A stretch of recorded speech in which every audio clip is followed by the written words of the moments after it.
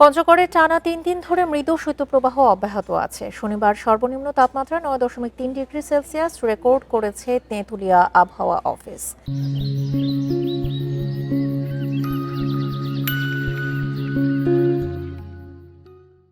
এর আগে শুক্রবারও এই তাপমাত্রা ছিল। এদিকে কয়েকদিন ধরে ভোরের সূর্যের দেখা মিললেও হিমালয় থেকে বেয়ে আসা বাতাসের কারণে কনকনে শীত অনুভূত হচ্ছে। শৈত্যপ্রবাহের কারণে প্রতিদিন বিকেলের পর থেকে উত্তরের হিমেল বাতাস আর হালকা কুয়াশার কারণে কনকনে শীত অনুভূত হয়। খড়কুটো জ্বালিয়ে শীত নিবারণের চেষ্টা করতে দেখা গেছে স্থানীয়দের। তবে বেলা বাড়ার সাথে সাথে ঝলমলে রোদ ছড়িয়ে পড়লে কমতে থাকে শীতের তীব্রতা। এর আগে সপ্তাহ জুড়ে 10-এর ঘরেই ছিল সর্বনিম্ন তাপমাত্রা।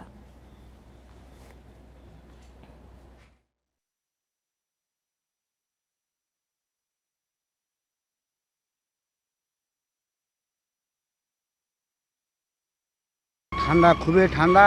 এই ঠান্ডার জন্য সকাল থেকেই খুবই ঠান্ডা। প্রচুর পরিমাণে ঠান্ডা, যেমন আমরা রিক্সা ভ্যান চালাই, আমাদের প্রচুর পরিমাণে সমস্যা হয়।